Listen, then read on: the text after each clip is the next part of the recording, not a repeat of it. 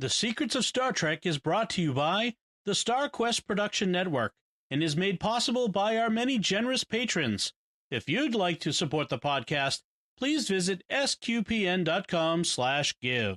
You're listening to The Secrets of Star Trek episode number 40. Captain to bridge. Spock here. Make it so. Surrender is not an option. Attention crew of the Enterprise, this is James Kirk. We are all explorers, driven to know what's over the horizon, what's beyond our own shores. We would have helped you get home if you had asked. That's who Starfleet is.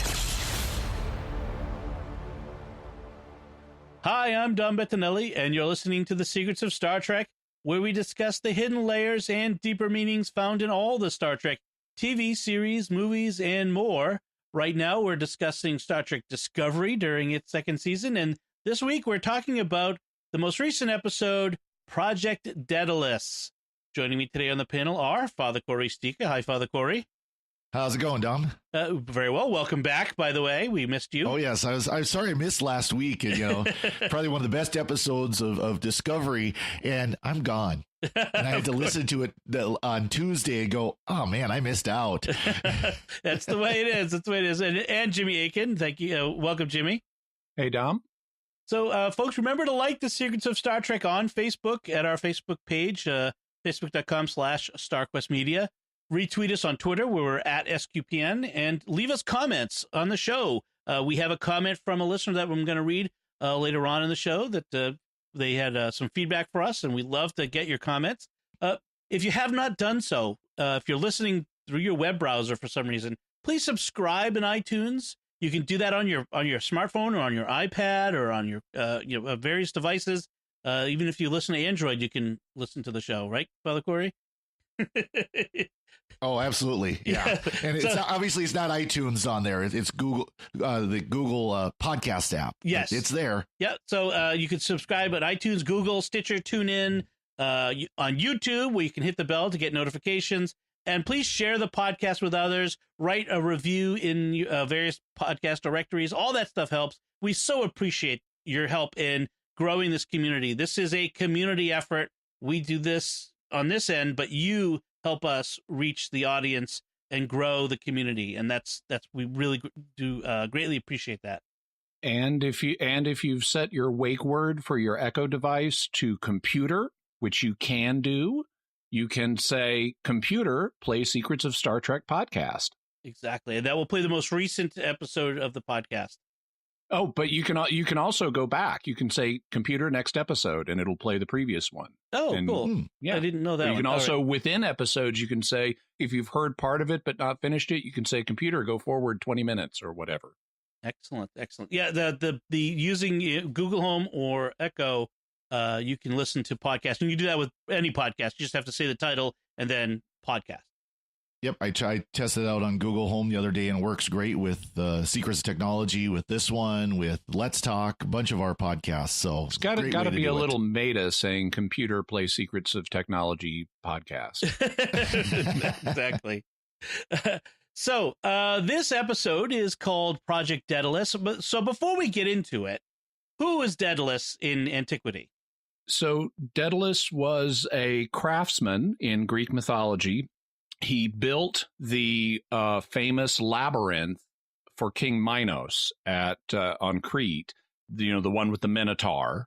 And he was less happy when Minos then imprisoned him and his son in the labyrinth. So to escape from the labyrinth, Daedalus made wings out of wax so the two of them could fly off. But Icarus famously did not heed his father's warning and flew too close to the sun, so his wax wings melted and he died. And Daedalus mourned him. So that's who Daedalus is. What I find interesting is with this title of this episode is that we don't actually see Daedalus. The reference to Daedalus comes at the very end. The Daedalus Project comes at the very end of this episode. So it's a kind of an interesting naming of this that they go through here. It's possible. I think there have been ships before named Daedalus in Star Trek, but I don't know that that's going to have anything to do with Project Daedalus. There was an Enterprise episode called Daedalus. That's about the inventor of the transporter. Oh, right. Yeah. Uh-huh. So I don't know if that one has reference. So maybe. Yeah, and that deals with his son who foolishly used the transporter when he shouldn't have and got stuck in this quantum limbo thing. Right. So, I mean, given the Red Angel and our theories about the Red Angel, maybe there is a connection. I mean, the Daedalus, Icarus, wings, Red Angel, wings with a person wearing them. Possible. That's an interesting connection. Yep. I found by the way, also before we start, I want to say congratulations to Anson Mount, who plays Captain Pike, and I haven't done the math to see exactly when, but at this point, he has played Captain Pike more than any other actor. Captain Pike has been played by like 4 actors, starting with Jeffrey Hunter. And now Anson Mount has played Captain Pike more than anybody else on screen, so I think he now owns the role. Right, because there was also a Pike in Star Trek in the Menagerie, and then also in the J.J. Abrams movies. Yeah, Into Darkness. Yep. He was played by. And he was in Star Bruce Trek, Greenwood. The movie too. He helped get Captain Kirk into Starfleet. Right. The original, yes. Bruce Greenwood in both of those. Yes. Yep. Another little background. This episode was directed by Jonathan Frakes, Captain Commander Riker from The Next Gen. So he's been very famous director. But I just had a dream last week involving Q and Commander Riker and Captain Picard. This scene, alternate scene, came to me from All Good Things, the Next Gen finale, with weird stuff involving Q and Commander Riker. I'm going to have to write about it. That's funny. That should be interesting. So Frakes has done a few episodes of Star Trek Discovery and some other Star Trek related projects. So good episode for him. And so the recap is, the Discovery is infiltrating Section 31's headquarters. They have the traitor that's in their midst in the form of Commander Arium, who's been infiltrated by the virus from the probe. And you have Burnham and Spock trying to work out their issues with one another in the midst of the Red Angel. And the Red Angel. One of the things we find out really early is that Control, that Section 31 keeps talking about, Control, it sounds like the boss, turns out to be an AI threat assessment computer system that Starfleet as a whole has been relying on, that it seems to, but is really controlling Section 31. And it really, I started to get a real deja vu to M5 and the original series episode, The Ultimate Computer. Yeah. What could go wrong? Of course, my thought, what I wrote down as I'm watching this is Skynet is coming online. Yeah, right. I mean, it's the same idea of like the AI, the self-aware AI that's kind of trying to take over everything. It really is along that line. That's really what they're doing here. I mean, unless they are faking us out, because they've told us, okay, we have a future where all intelligent life has been extinguished. It's meddling in the past with time travel. Guess what? Control is an AI. Control ends up being the big villain in this episode. So Control is clearly trying to engineer its own past, and Control is basically Skynet from the Terminator series. Right. That it's become a trope in sci-fi that an AI that's designed to protect humanity from threats will eventually realize that humanity itself is the threat, or in this case, intelligent life is the threat. And so the only way to perfectly save everyone is to kill everyone. Yeah. I love some of the speculation people have done about how to control AIs. Like, you've got a kill switch on them and where you can physically disconnect them. And so we're all safe, right? But then if the AI is smarter than human beings, it starts talking to you, and it starts talking to you about that kill switch and the need to make some adjustments that'll be better for everyone. Yes. Right. It actually sort of reminds me a lot of the premise of the Netflix series Travelers, which sadly got canceled after its 3rd season, which was also based on an AI in the future that's trying to fix the future. In that case, it's a pro-human AI, but fighting against an anti-human AI. And then also we saw it in Person of Interest, the same sort of thing. So this is ground where this is not original ground where we're heading toward. If this theory bears out, which it looks like it will. So the episode begins without a voiceover for the first time in many episodes. We go right into it. What will we do? Exactly. No personal log, no musings of Burnham or somebody. Just right into the action. We have Admiral Cornwall coming back, landing in the hangar Discovery, who and she somehow found them even though they're on the run. I got the sense she got in contact with them to tell them, look, we're on the same side here. That's my thought. Of course, my question is, how do they know that they can trust her, that she's not setting them up to turn them in? Right. Yeah. And they don't even address that at all. Right. And they haven't fully deduced from, even though they had the evidence from last episode, they haven't deduced that it wasn't Tyler who sabotaged the spore drive. Tyler, who is locked up in his quarters and will not be seen at all in this episode, by the way. He's absent. So Cornwell shows up to test Spock. Now, remember, Cornwell is a psychologist by training. We knew that last season. And so she's testing / interviewing Spock with a future version of a polygraph.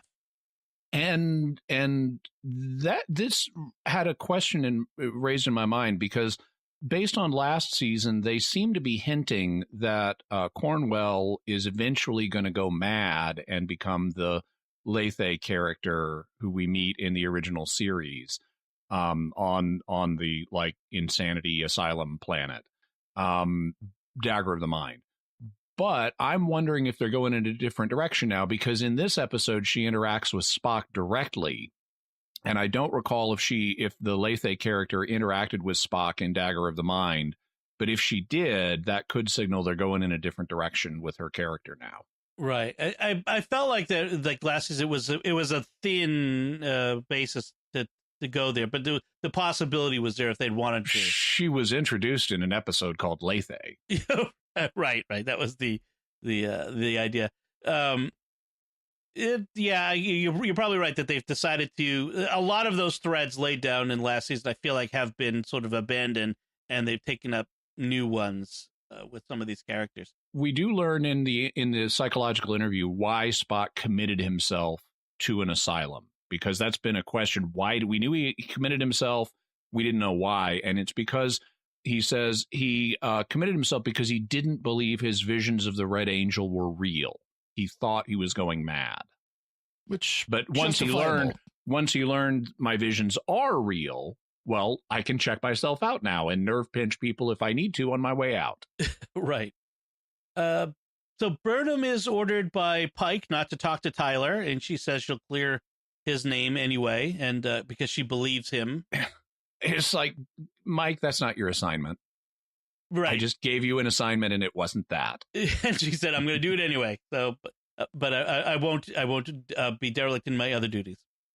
So Cornwell's problem is while Spock passes the polygraph or whatever it is, she has video of Spock committing the murders, and analysis shows that it's not fake, which we know eventually that it is, of course. So somehow something's and of course it's different than what Burnham saw when they were on Telos 4.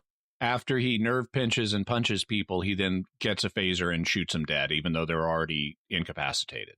Right. We also learned that Section 31's admirals haven't responded to Cornwell in weeks, and Control, which is a threat assessment AI, as I said, isn't accepting her input or any input from any Starfleet admirals. So they're supposed to input data, and then they get a threat assessment back. It's a tool. They just got to reboot the server. That's all it is. Well, that's the thing. And Cornwell, seriously does not trust Vulcan Admiral Patar, which it sounds like a kind of Indian food. I want to have some Patar with maybe some chutney and vindaloo. Right. But it's anyway, she doesn't bow. But yeah, she doesn't trust Patar because Patar is a logic extremist. Yes, the circle pulls tighter on that because there were logic extremists that attacked Sarek's family because of Spock and Michael. And they did bad stuff last season, too. Yes. So Patar, is a logic extremist who wants to turn over all strategic decision-making to control. Yeah, she says as soon as the red signals, angel stuff started happening, Patar started saying to Starfleet Command, you got to turn everything over to control. Since the computer is the most logical, obviously. Yeah. So the mission is now go to Section 31, arrest Patar, and reset control. Reboot it. Yes. The IT mission. These are the new Starfleet geniuses instead of Apple geniuses. Then we have this fascinating moment where we see a memory playback where we realize that Commander Ariam is actually a fully human woman who was married. Not fully. Well, previously she was. Previously. Yeah, she was a fully human woman who was married and eloped, and so she and her husband had recorded this message for their family that we seeing in a memory on a beach in Hawaii. Yep, and they were about to get back on a shuttle to get back to wherever to see everybody, and there was an accident in which presumably he died, and she ended up having to be cybernetically augmented to save her life, and she has to review and upload her memories every week to clear out the buffers or clear out space. Kind of like clearing your like back in the old days where we had actual cameras, digital cameras, where you had to pull out the chip and clear the memory on it. I'm thinking that she should have a hard drive big enough in there that she could at least save low-res versions of these memories. She shouldn't have to do this every week. Although, if you think about it, I don't have to do that with my computer every week. If you think about it, since we see every single moment of our lives, but we don't remember them. Our brain purges the unimportant stuff like walking through the hall, that sort of stuff. So there's probably a need to purge that sort of stuff on a regular basis. Yeah, but that kind of makes sense. But you would think that the artificial intelligence that would be helping her augments work would be doing that as well. And that brings a question then: did she have was there brain damage as part of this? Is that why she needs this for the memory aspect of it? Was there how they really don't say, other than the fact that she's covered head to toe in some sort of synthetic material. She's more machine than man now. Yeah, exactly. Right. But I mean, think about it. There's no way she's reviewing every moment of her life individually, because you would take 3.5 days every week to review the first 3.5 days and delete what you don't want. And then you'd have this other 3.5 days of you watching it. So it has to be, as Father says, some kind of AI or some kind of program running in her head is filtering out a lot of those memories already. This should just be top level important stuff she's reviewing. It shouldn't have to be every week. I do like inner quarters. So we see she's got a bottle of sand from the beach in Hawaii. Yep. And they never say Hawaii, but it apparently says so on the bottle. Okay. But she's also got in the background, she's got both a Hindu statue and a Buddhist statue. So they never make anything out of it, but nice, representation of religion in the 23rd century. Yeah, it's true. Hopefully it's not just decorative. She picked up at Pottery Barn in 23rd century, but little no cultural appropriation going on there. Meanwhile, Burnham and Spock are trying to figure out the Red Angel problem. By the way, the fact they've made Ariam functional with all of her augments raises major questions for why 10 years later can't they do the same thing with Pike? Right. Because he ends up in a wheelchair that he can only blink once or twice on his light to say yes or no. Right. It introduces a problem in the timeline, the reverse timeline, which maybe they end up redoing some of that. I can headcanon reasons. I mean, she may have just had physical injuries that they could, repair with mechanical parts, whereas he was exposed to delta rays that could have done much more extensive damage on the cellular level that they couldn't repair. Right. Exactly. Right. But it's something that should be addressed. Yep. I will say, though, that the scene kind of felt like the stereotypical war movie scene where you got the private who's showing his seasoned officer or sergeant the picture of his girlfriend at home. Yeah. And of course, you immediately know he's going to die. And that's kind of what this felt like, I hate to say. Yeah. We're finding suddenly Ariam gets her moment in the sun, and that's why. Bummer. Yep. So maybe she's Icarus. Yeah. And I have to say the actress looks so different without all that makeup on, of course. But it's interesting to see the difference. So this is the first time in this series that we've had a character who's been here for this long and has gradually built up, and now we're going to lose the character. So that's a dramatic shift, and they're telling us characters bridge crew can die. But and that's good. But I also wish we'd gotten to know Ariam longer. I agree. Because she was such a neat character. I wish we had gotten to know her before she was infected. Yeah. My thought, I kind of, wrote down that this felt cheap because she was just kind of I hate to say it, but an appliance on the bridge for a long time. And then all of a sudden, now there's, this season, they started to introduce her. We're kind of wondering why she would just introduce herself as Lieutenant Ariam. Mm-hmm. And that was it. And even just a few episodes, we were having trouble remembering her name. And all of a sudden, the last 2 episodes, 3 episodes, 2 episodes mostly, because now they're starting to develop her character just to kill her off. Right. That is a little frustrating. Like last season, we got nothing about the bridge crew. Like they were just, like you said, like props. Yeah. And now I thought this is a fascinating character. She's sort of a data analog. Data analog. Don't mean that in the in the pun sense, but she's digital, dude. She's the digital analog data. So, but it would have been fascinating to see how they develop this character and use her unique abilities, presence.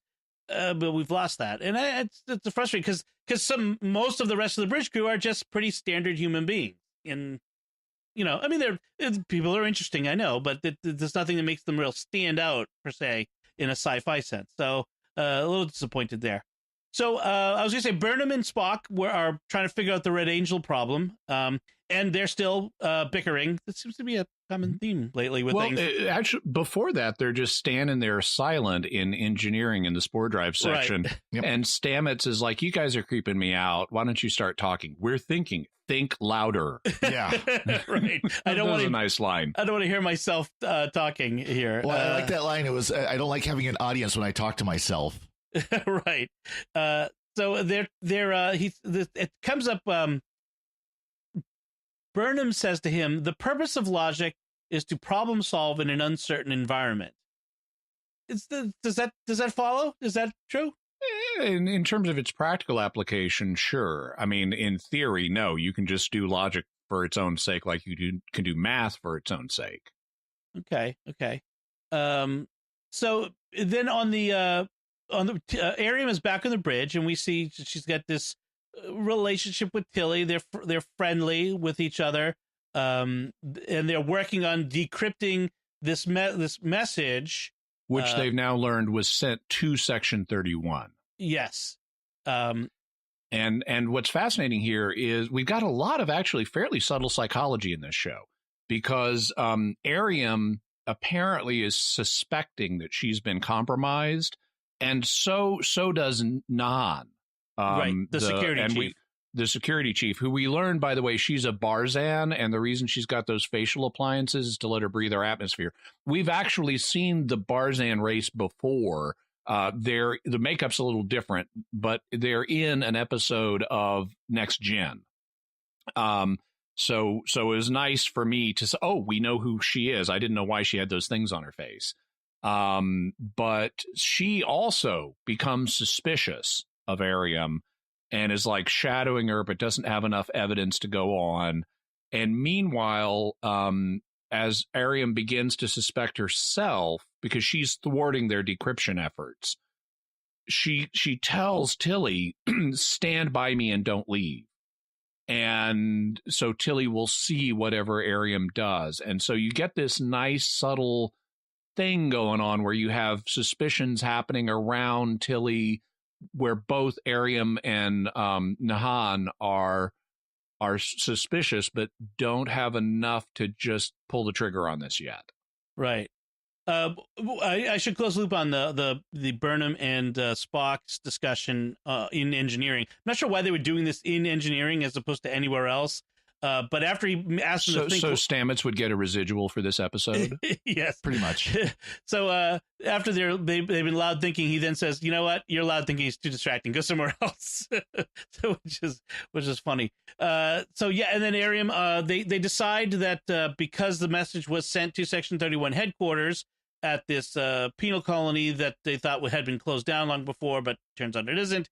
Cornwell says we need to go there, and by the way, for people who will remember when Section 31 was introduced in Deep Space Nine, Sloan famously told us there is no Section 31 headquarters.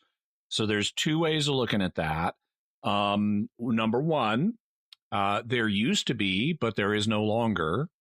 And number two, Sloan was lying, which is like totally in character for Sloan. Both are equally plausible. Both are equally plausible.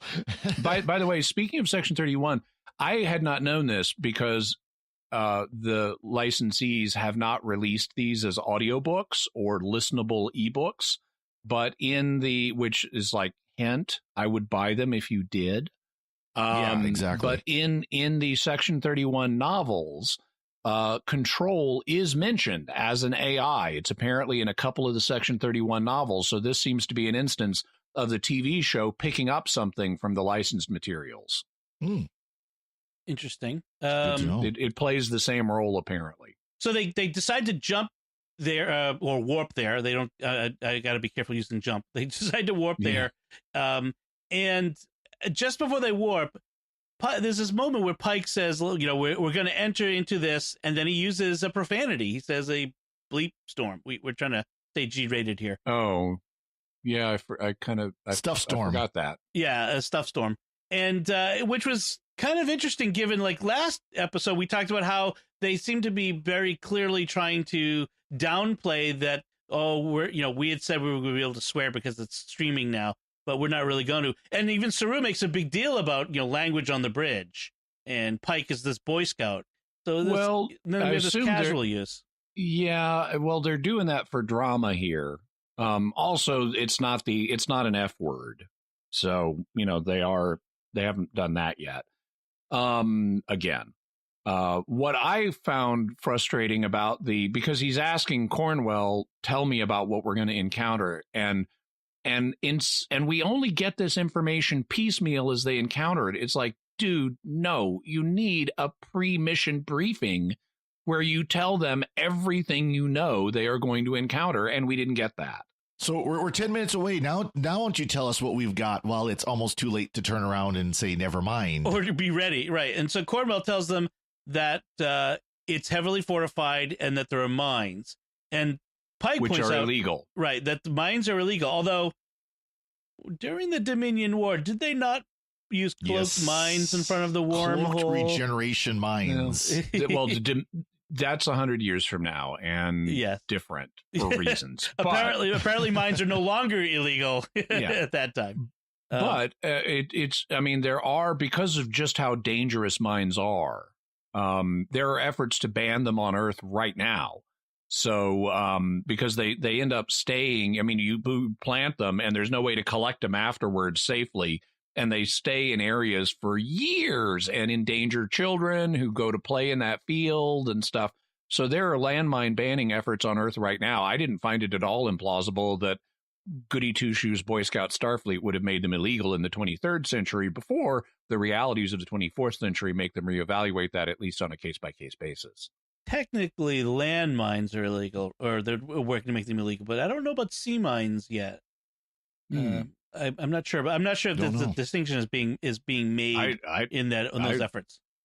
I don't know, but I can see a case for banning sea mines too, especially if they become untethered and become a hazard to shipping lanes. Well, I like that conversation between Cornwall and Pike, where she says, well, we didn't actually make them. And that's a distinction without a difference. It's not who makes them, it's who uses them. That's the problem.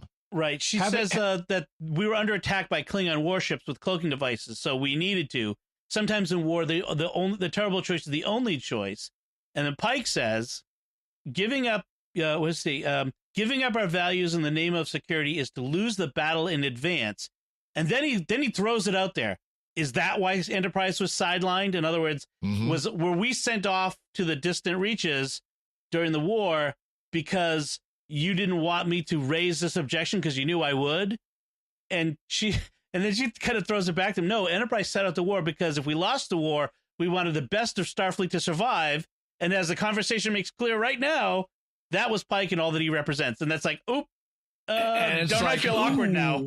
way to diss all of the rest of the Discovery Bridge crew. You were the guys who weren't good enough to be sent off. Well, yeah, exactly. Given who Lorca was in command, I'm gonna guess that was not inaccurate because it's really about the commander, right? I mean, the captain Pike would have had to take control of Starfleet or what was left of it had the worst happened. So I love the way Cormac sort of turns it back on him and sort of makes him awkward by pointing out that it was really a compliment. It's the kind of thing she should have said to him in a ready room, though. Yes. Not good management to say it in front of everybody who you just dissed. Right. So, meanwhile, by the way, with the mines, I like what they do with them because they're interesting sci-fi mines. They're not just like photon torpedoes that are drifting, or even just one kind of mine. Yeah, they're blade. One kind that we learn about are blade mines, which are attracted to shields, I guess, so they can't use their shields. But then if you can't use their shields, the blades activate. So I guess maybe they'd blow up if you had your shields. But then if you don't use your shields, then they start spinning their blades and will cut up your hull. The other type that we learn about are blackout mines that interfere with your navigational system. Right, makes you think you're upside down, and I'm thinking, well, it sounds like it's some random sensors so that you can't figure out what's going on. You're in space. There is no upside down, but okay, never mind. Well, that line kind of got me. You can understand that, where you expect to pitch, let's say, Y up, if you want to, from your perspective, and it starts going down instead. I think that's kind of what she was trying to say. Yeah, I get it. But she did say, my sensors say we're upside down, and I just thought that was kind of funny. There's extended discussion online of how in all Star Trek and Star Wars, all the ships are face the same way. They always are on the same plane, like they're ships sitting in water wherever they are in space. They've been doing things about that, though, in this season of Discovery, where we get these weird panning angles and see things ships and stuff upside down. I like how Cornwell tells Detmer at that point, you're flying blind just like in the Academy, which is a nice way of telling the audience you were trained and you would have been trained to deal with this. So I guess she's using Dead Reckoning or something to navigate at that point. Right. And it's some kind of internal gyroscope or something. Meanwhile, while all of this is going on the bridge, Burnham and Spock are off doing something else. But I guess they're not at red alert, so they can be doing what they're doing. But they're playing chess. Michael proposes a game of three-dimensional chess as a way to help fix Spock's logic. I like this exchange where he says, "It's arrogant of you to assume I need fixing," and she says, "It's arrogant of you to assume you don't." Yeah. Well, then let's play chess. Yeah. Anyway, are you just afraid to lose? And so, of course, he's not. I have to admit, as much as I hate the way they've portrayed Spock in all this, it was kind of nice to see Burnham get taken down a notch or two by him. Yes. There is this is kind of the second of three particularly subtle psychological scenes in this episode, because as they're playing chess, he's losing. And so she's probing him on why are you not focusing and stuff. And he's playing illogically, she says. What's that? She tells him, you're playing illogically. You're making illogical moves. And right. She thinks he's doing it on purpose. And I love his line, maybe I just don't like rooks. And I'm a little different, Father. I actually am okay with the way they're playing Spock. And I like how he and Burnham are passively aggressively fighting by psychologically analyzing each other.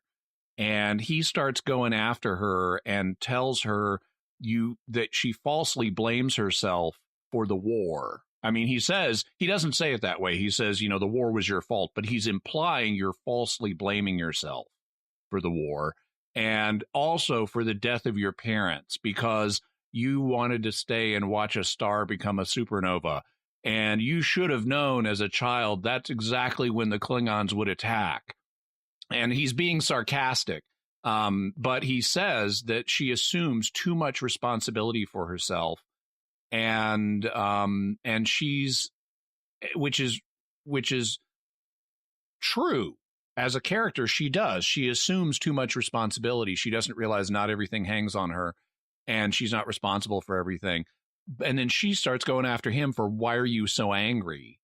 And he kind of doesn't understand why he's angry, but he starts talking about his failures and talks about failure as liberating, because then you don't have the responsibility. If you failed, you can't do anything about it. And so in a way that's liberating, which is the opposite of her experience, where she's can't allow herself to feel any sense of failure. And so she insists on being responsible for everything. Yeah, he tells her you have a tendency to shoulder impossible burdens to avoid acknowledging your unimaginable grief. And I think he even says it's not even just that the failure is liberating, but his anger is liberating, because for the first time he enjoys expressing emotion. And it's and by the way, if Vulcans have one national or species sport, it's sarcasm. Vulcans have always been very good at sarcasm. But it's interesting to see that he's choosing to express this emotion, and it comes out as anger in this right. And experimentation. And he knocks over the chessboard. Yeah. And it was played well, because Burnham, she looks like he just stabbed her in the heart. I mean, right. He hit right square in the target. It was played well. So, and of course, I love that's going to be the key element in the climactic moment of this episode. By the way, her tendency. I love these brother-sister, or I love these Vulcan arguments, by the way. A couple episodes we got a husband-wife Vulcan spat, and now we get a brother-sister Vulcan spat. Yes. So they're called to the bridge, and it's a yellow alert. Okay, I want to state that right up the front. It was called a yellow alert. As they're leaving, the camera zooms in on the chess pieces that are now scattered on the floor and goes out of focus, but there's a red glow coming in from the side that gets bright. It gets brighter and brighter as the scene ends. What was that? A red angel? Something? I just felt like that it was a very strange thing, and I thought they might come back to that. They never did, but I just thought it was a very interesting moment. If you get a chance to rewatch that scene, I'd love to hear about other people's take on it. Yeah, I mean, it could be symbolizing the red of anger, or who knows. Right. But it wasn't. It was very specifically a yellow alert. The line said yellow alert, so they're called to the bridge. Meanwhile, once they get there, Burnham, of course, realizes that the AI control is using game theory to anticipate their moves as they go through the minefield. So they need to introduce randomness to their maneuver, just like Spock did in their chess game. Oh, and this is actually a sound tactic when you're dealing with. I mean, it's a little coincidental. They were playing chess just before this information became relevant. But when you're confronted with someone who can outthink you, introducing randomness into the situation is a sound strategy. It shows up. I've seen it in other science fiction works where characters will when they know they're dealing with someone smarter than them, they will deliberately flip a coin at key junctures, because an AI cannot, or a superior intelligence cannot tell what the coin flip is going to come up as. Right. And this is a key to the defense against the Borg in the future. The random frequency shield frequency variations that they come up with to combat the Borg. They're compensating, Captain. Yes, those Borg are always compensating for something. So and you have different crew members calling out different evasive maneuver patterns. Yeah, that was nice. Kind of fun. I mean, I just want to be the wise guy and yell out, do the hustle. But they get through, and then they get a communication from Admiral Patar, who says that Starfleet Command itself has ordered this attack on Discovery. So therefore, you need to stand down, because this is you have no one to back you up in this. Of course, we find out, spoilers because everybody's already watched this. We find out that this is not actually Admiral Patar. She is long dead, and that this is a hologram. She's not only dead, she's cold and dead. Really cold and dead. Very, very frozen, cold and dead. Yes. And that, who is it that sees that something is wrong? Saru, right? Vision. Right. Special Saru vision sees that there is none of the color variation in the infrared spectrum, I think, or that all creatures exhibit as they talk or something. Yeah. So he ties it to emotional reactions, and he notices that that Admiral Patar does not have the appropriate facial flush of heat that she should at a particular moment. And then he plays the video of Spock attacking and killing the people in the asylum, and he says, "See here in the ultraviolet," and it's like, dude, no, heat is infrared. That's the wrong end of the visible light spectrum. Right, exactly. That was a very big fluff in the script on their part. Then we have Spock giving advice to Stamets on his relationship with Hugh, which I thought was interesting. And it's another interesting psychological moment because he mentions that Culber has moved out, and Stamets has been talking to Spock about the Red Angel and says the Red Angel wouldn't have picked. I mean, you can figure this out. The Red Angel wouldn't have picked a random Vulcan to mind meld with. And I'm going, yes, thank you. It's Michael. Right. But Spock then starts analyzing Stamets psychologically and says, because he has this problem of distance with Michael right now that Stamets is picking up on. Why are you and so distant from Michael? And Spock turns it around on him and says, maybe the reason that Culber moved out is because he needs distance from you, precisely because he doesn't know who he is anymore. And like that Spock. suggests that's what Spock's situation is. So he needs distance from Michael because he's uncertain of where he's at right now, so he can't deal with her. Right, exactly. Then we have, and of course, Burnham won't give him that distance. Yeah, Stamets and like in both cases, Stamets has been pursuing Culber and Michael has been pursuing Spock, and Stamets tells Spock that Michael loves him. Right. Yes. Very interesting moment. So they realize that the only way to get what they need is they need to beam over to the station, which where power and life support has been disabled. So what an undiscovered country we are in when we beam exactly. over. We have floating stuff, gravity boots, and little droplets of blood floating in the air. Yes, we've seen that somewhere before, haven't we? So Ariam finds a reason for her to go over with them. She comes up with a reason with Burnham and and then as soon as Ariam volunteers, Nan jumps in because she's, like you said, has been very suspicious of Ariam by this point, and they discover Patar and the other Section 31 admirals are dead, and they were talking to an AI controlled hologram all this time. And this is creepy. They're like floating in these zero gravity poses, and they've been dead for 2 weeks. They're covered in ice, and then when they turn the life support back on, so the gravity comes on, smash, and like one of the bodies is cut in half by that, and Admiral Patar's arm has been shattered off. Yes, he's very creepy.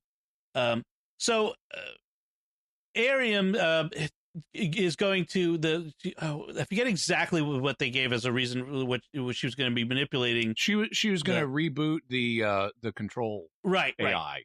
So what she's really doing is downloading all of the data from the sphere that the sphere gathered about the galaxy. Oh, and remember the sphere from a few episodes ago. She's downloading all that data, which is why that's why Ariam has been offloading all of her memories, is to make room for all that. Till he figures that out. Also, it's not just data from the sphere, it's specifically data about artificial intelligence. Right. So the Transformer planet where Optimus Prime is from, all that stuff is being downloaded. Exactly. V'ger's planet, which is the same planet, by the way. as Cybertron. And so when so Non confronts Arium, and Arium knocks the breathing thing off of Non's face. And she's instantly debilitated because apparently Barzan natives can't hold their breath for beans. Well, not just that. Why doesn't she activate her environmental suit? Because wouldn't her environmental suit be tuned for her specific environment? Just turn it on. Put the helmet back on. Don't you know those are only designed for humans, and they have to, right. Sure.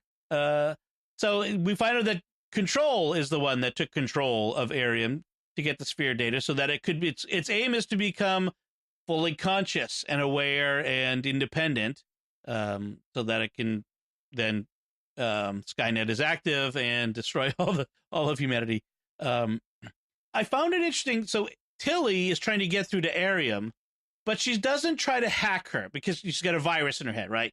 She doesn't try to like use computer wizardry, and I applaud this aspect of what the writers did, because the temptation in Star Trek is to find the technological solution. We got to tech the tech. Exactly. So instead, she uses her humanity that's in Arium. She's trying to remind her of her memories, of her most important memories, including. And she texts her a memory.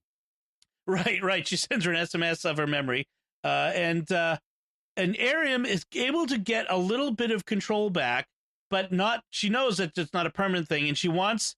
There's a big fight with Michael. Gets locked in the airlock. That's the standard sci-fi trope of the airlock situation, and she wants Michael to open the airlock and kill her to save everyone from her. And Michael is now in that situation that Spock talked about. She has this burden. She has to kill her friend, which they didn't really spend a lot of time building up that friendship, but we have to deal with what we've got here. Which she has to kill Arium in order to save everyone, and she can't do it. And it's Non who has to come back from the breathing problem. Yeah. And Pike is like giving Michael, this is a direct order, open the airlock. Right. Yeah. She's trying to relieve her of that burden, but Michael cannot. Well, then psychologically turn that over. As all this is going on, you've got the classic sci-fi countdown where it takes 30 seconds to open up that door, so they have time for the emotional reactions and everything. And last second. And also, even though doors are very important to what's going on in this fight scene, phasers don't work on doors for some reason in this scene. So they can't just blast their way through doors at appropriate moments. In fairness to Michael, she does have an alternative. I mean, she is defying orders, but she has an alternative she's trying to work, which is she's trying to take the computer offline so she can delete all of the stuff that Arium uploaded to it. There's another solution that's never brought up, which is, why don't they just beam Arium into a cell on Discovery? Mm-hmm. I mean, even after she was stun her into unconsciousness. Right, but even after, okay, let's say that the Section 31 headquarters, that section was shielded from transport. Let's say that, okay? It is a prison. Right. Boom, the door's open, she's ejected into space. Beam her up now. Exactly. Yeah. I mean, she was still alive for a bit there. She's still, got all the cybernetic augmentations, probably keeping her alive longer than a normal unaugmented human would. But still, it's just a little frustrating, beam her up. Everyone is very strongly affected by Arium's sacrifice. You see all the emotion, all the bridge crew. We find out that as Arium is dying, she replays the memory of her elopement video. Right. A very strong emotional moment. Very well done, Jonathan Frakes and the writers to build up the emotion of that moment. That was very good. Then we have closing credits that are utterly silent with no music and just a black background, and we see her Arium's shattered gold mathematical badge for excellence laying there. Yes. I don't know that Dom has seen that yet, but I know Father Corey has. Oh yes, got that one instantly. I think I recognize the reference from Doctor Who. Yeah, that's a Doctor Who reference. We'll get there shortly. We're not that far away on Secrets of Doctor Who from that episode, so right. But Arium, so we find out that Arium had been uploading the sphere data. She'd only been able to transmit 25%. Control had needed her to finish. And she tells Michael two very important things before the airlock opens. She says, it meaning Control or the virus or whatever, it wanted me to kill you. Everything is because of you. So, okay, Mike, who's trying to stop this thing? The Red Angel. So who is the Red Angel? It's going to be Michael, unless they're doing a big fake out. Then the second important thing she says is you have to find Project Daedalus. Boom, airlock opens, out she goes. Then from there, we get previews for next week. And we didn't on Amazon Prime or on Amazon. There was no preview. I had to go on YouTube to find it. All Access had it. And so the preview is going to show that Mike, I mean, let's just say Arium's funeral. And then we're going to see Michael going into whatever Project Daedalus is something having to do with the Red Angel transporting Michael somewhere in time and space. Ooh, that Daedalus, those Red Angel wings. Exactly. I hope they're not made out of wax or the red heat may melt them. Yeah. So that's this episode. And so as we agreed before, this was a good episode, another good episode. It feels like the series has kind of hit its stride now. Now that we're halfway through, we've got done with all the setup, and now they can start to pay things off. Right, and in fact, the next episode is called Red Angel. I mean, this is going to be. I mean, it may in fact pay off the whole thing. I mean, this may be the end of it, and we'll have a whole nother thing for the rest of the season. They have to have major reveals on the Red Angel next time, or the title will be a total. Or they're just being unfair with the audience. If you call it the Red Angel, you have to explain major things about the Red Angel, even if you don't give it all away, though frankly they may give it all away. Right. And Jimmy, you shared a video with me, a YouTube video talking about the new Picard series starring Patrick Stewart, which has mentions rumors that the Red Angel is somehow connected to the events of the J.J. Abrams Kelvin timeline, Star Trek, the red substance. What is the red element? Red matter. Red matter. And the destruction of Romulus and Vulcan and stuff. Personally, I didn't buy that. That's not the reason I shared the video with you. It just had other information about the upcoming Picard series that was more credible. Right. The whole idea that Patrick Stewart will make a cameo in the last episode of the season, I don't necessarily think that's going to happen either. That's stretching. That seems stretched, the big stretch to me. But the color red keeps showing up in different things, so that's probably something. 1/6 of the spectrum. So. Exactly.